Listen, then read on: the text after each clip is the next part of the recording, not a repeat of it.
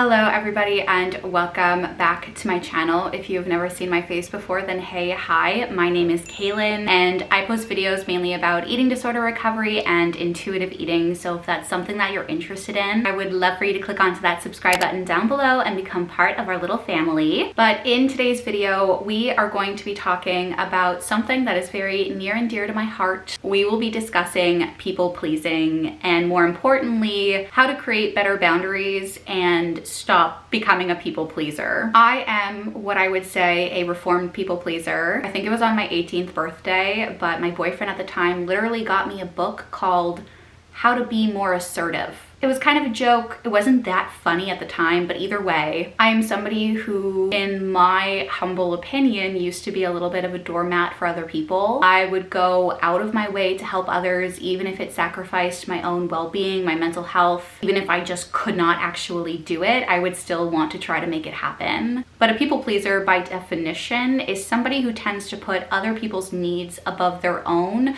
regardless of any of the negative impacts that it can have on somebody's self, their identity, their well-being, etc. So people pleasers can tend to be very agreeable, they want to be very helpful and kind, and even though a lot of these things sound wonderful and sound great, people pleasing ends up harming us more than it ends up helping us. Because we can still be kind and not a people pleaser. We can still help other people. So it's not that those things will change about you and that our goal is to be unkind or unwilling or unhelpful, but it's about recognizing your own needs and making sure that you put yourself first. Because there is so much self-neglect and self-sacrifice that can come with being a people pleaser, and I promise you that it ends up biting you in the butt one day, one way or the other. For me, I think one of the biggest issues that arise in my own personal journey with being a people pleaser is that I never ever even thought about my own needs. I always thought about other people. I always thought about how I was interacting with other people. Did I make them feel comfortable? Did I make them feel safe? Did they think this about me? Did they like me? And so the first step, if you are sick and tired of your own people-pleasing tendencies, is to understand why you people please. And people can be people pleasers for different reasons. For me, if I'm thinking about my own history and experience, I wanted and I craved for people to like me. I just wanted to be accepted, I wanted to be liked, and if that meant morphing myself into a person that I wasn't, or trying to like chameleon in different kinds of environments, I would, because again, my need and my desire was to be liked. But I would say that this desire to be liked sometimes, and in my case, I feel like it makes us less likable. And what I mean by that is if you are so agreeable and you agree with everybody around you, you're going to have differing opinions depending on who you're talking to. And so therefore you can become almost untrustworthy and your opinion doesn't actually hold that much weight or value in the long run, because a lot of the time you end up saying what the other person either wants to hear or end up just agreeing with them and not being your own person, which then feels inauthentic, and that can come across in friendships a lot of the time. People also tend to take a lot of advantage of people pleasers. For example, when I started implementing some of the things that I'm going to talk about in this video, I lost friends because those friends didn't really respect me as an individual, but instead I was just always there for them. And so when I stopped being available 24/7 and they didn't kind of get the things that they wanted from me, they ended up not needing me.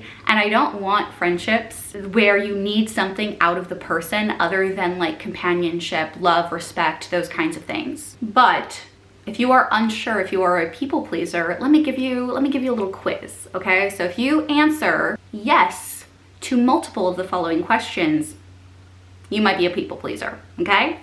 Here they are. You have a difficult time saying no. You are very preoccupied with what people think, especially what they think about you. If you say no, you tend to feel very guilty. You feel that if you turn people down or if you reject them, that they are going to hate you or dislike you, or that they might think that you are mean or selfish. You agree to things that you don't like or don't even want to do. You struggle with low self-esteem and just like a sense of self as a whole. You really desire to be liked by other people, and you feel like doing things for them or saying yes will gain their approval and therefore make you a more likable person. You are somebody who says sorry a lot. You tend to take the blame even if something is not your fault. You rarely have free time because you are always doing other things for other people. You neglect your own needs, again, in order to put other people above you. And then lastly, you to pretend to agree with people even though you may feel differently. And of course, this is not like the test to be a people pleaser. There are many other characteristics that a people pleaser can have, can exhibit, behaviors that they can have, thoughts that they might have that might not be on this list. But if you did say yes to multiple of the questions on this list, then you are most likely a people pleaser. And some people are okay with being people pleasers and they do not want to change that about themselves. And if that's you, this video isn't for you.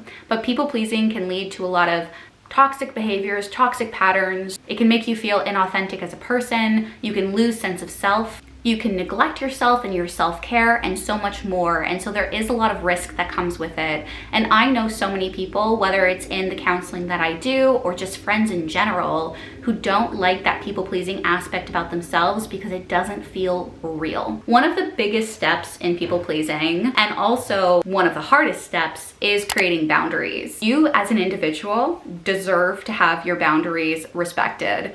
They don't need to be understood by other people in order for people to respect them. Hear that again. People don't need to understand your boundaries in order for them to respect your boundaries, okay? Boundaries are going to look different for different people, but I'll give you a couple of examples of what I did when I first started rehabbing myself a little bit from being a people pleaser. First thing that I did was actually give myself a lot more time to reply to messages or to answer phone calls and things like that. It's okay to play phone tag, and it's also okay to not be available 24/7 for people who may need you or want to message you. You are not a robot. You are a person with needs and also with like an emotional bandwidth that changes every single day. So some days I might be very quick to answer my messages and answer within 20 minutes. In other weeks, I take the entire weekend off from answering messages and do not reply to any of them. You don't owe anybody access, let alone 24/7 access to you. Just because somebody has your number or because you normally answer very quickly right away, again, does not mean that they deserve that from you, because nobody deserves to be on call 24/7 all the time for anybody. We all deserve a break. I think one of the biggest fears that people pleasers have is that they are going to upset other people, that if they don't answer, that somebody might be worried or angry with them or whatever it might be. And I just want to say that you are not responsible for the emotions of other people. You are not responsible for the emotional reaction of other people. You are not responsible to how they handle boundaries. Other people are not your responsibility. You are the only person that you are responsible for in the adult world. So for example, if you always say yes to everything, a new boundary that you can implement with yourself is, again, taking more time, either answering messages, thinking about whether or not you actually want to do something or not. Or one of my favorite lines that I teach other people pleasers is, let me get back to you. So you answer and you feel like they're not left hanging, so that it creates a little bit less anxiety, but you are giving them something that's a little bit more open-ended and not just a yes or no. So then you have more time to kind of think about it, decide if you have time, if you want to do it, etc. There is a lot of power in delaying a response. So even if somebody's asking you something in person or on the phone, you can say, I'm not sure if I'm free that day, but let me get back to you, etc. It's very natural for us to care what other people think of us. But at the same time, something that I continue to tell myself to this day is that you don't like everybody out there. So why should everybody like you? Not everybody's personality, maybe who they are, is going to gel really well with who I am. Personalities can clash. So many different reasons why we might not like somebody. And so if somebody doesn't like me, it doesn't mean that there is something wrong with me. It just means that I am either too much or not enough for this person, which means that they are not my person either, and that I need to seek friendships, relationships, contact, communication with other people. You can try your best to flip-flop and be everybody's cup of tea, but as we say, there's always going to be somebody out there that hates fucking tea. There's always going to also be people out there who might dislike you for reasons that are out of your control. There are people out there who hate women. What the fuck am I going to do about it? Nothing. Why waste any of my time or energy trying to convince somebody to like me when there are so many other people who already do? Another very important element is to focus a lot more on yourself. People pleasers tend to focus on other people all the time and they neglect themselves. So you can always start off small and focus on self-care, taking a long bath, taking a shower, and then I find that this self-care can also go into having boundaries with yourself. The person who has to respect your boundaries the most is you. So if you just break your boundaries all the time, you prove to yourself that they're not important. You have to stick by your boundaries to show that they are. So an example of a boundary with yourself can be turning off all of your push notifications at a certain time in the evening so that you're not bombarded with messages or texts or notifications or anything like that, so that in your evenings you can focus more on yourself instead of like a buzzing phone. A boundary can be having only one conversation a month with a specific family member because they make you feel anxious every time you talk to them and they want to talk all the time and it's not something that you can do. A boundary can be like, hey, I'm not available this week, but I will call you next Tuesday at said time. You're not opening up a discussion or a conversation or saying, is it okay if I do this? Because you don't have to ask permission to enforce your boundaries onto other people. A really big challenge is saying no. And so I recommend everybody to practice saying no in lower risk situations. Like for example, if the cashier asks if you want your receipt and you really don't need it, you can practice saying no that way. And then you can kind of raise the ante a little bit. If you have people that you are super comfortable with, if you live with roommates that are your best friends, or your family is very supportive, or you have a supportive partner or something like that, you can always let them know what you're trying to work on so that they can even call you out sometimes and ask you like, are you sure you want to do this? They can also remind you that you can change your mind. If you say yes to something, it doesn't mean that you have to follow through. You can always change your mind. But practicing self-care and practicing saying no is also practicing self-compassion at the same time. People pleasers tend to think very little of themselves, and they tend to think that I have to do these things so that people like you, but you are enough as you are. Something that I use in sessions and also something that helps me is something that's called the flip the script method. And what the flip the script method means is try to change places with somebody else. So for example, if you are asking a friend to help you move and they said no, would you think that they are the most mean, malicious, evil person ever? Or would you think that they were just busy and had other things going on in their life? Try your best to give yourself the same benefit of the doubt that you would give to other people. And when it's very difficult, try to flip the script and then repeat the things that you would say to a friend if they were worried about what you're worried about. So for example, if you say no and then you're thinking they might not like me, they might think I'm a horrible person, what would you do if you had a friend come up and tell you that they said no to another friend and that now they were having all of these all-consuming thoughts? You would probably try to rationalize with them to be like, hey, that's not the kind of person that so-and-so is, etc. But the thing about trying to not be a people pleaser anymore is that it is very uncomfortable. Change is uncomfortable. Boundaries are uncomfortable. Saying no is uncomfortable. But you have done harder things in your life than saying no. I know that for certain. You won't go from being a people pleaser to feeling good about putting yourself first and choosing yourself. It's going to be a transition. At first, you might feel very guilty, very bad, like you're doing the wrong thing, but that doesn't mean that you're always going to feel that way. And so do not let that discomfort scare you away from trying. Lean into that discomfort and remind yourself that it will pass. All suffering is temporary and it will pass. So if you are uncomfortable now, it will not be that way forever. The first time I said no, felt like somebody came down from the heavens and sucker punched me in the face. I felt so incredibly nervous. I realized that people, the right people, are okay with hearing the word no. And no is a full sentence. You don't have to elaborate either. But the people that aren't for you are gonna have a lot more difficulty respecting your boundaries, are going to question you, push you. And I just want to say that those are not your people. If somebody can't hear the word no and as an adult rationalize that somebody is their own person and might not want to do something, that's their own problem to figure out, not yours. I also want to take a moment to remind you that like you don't owe anything to anybody.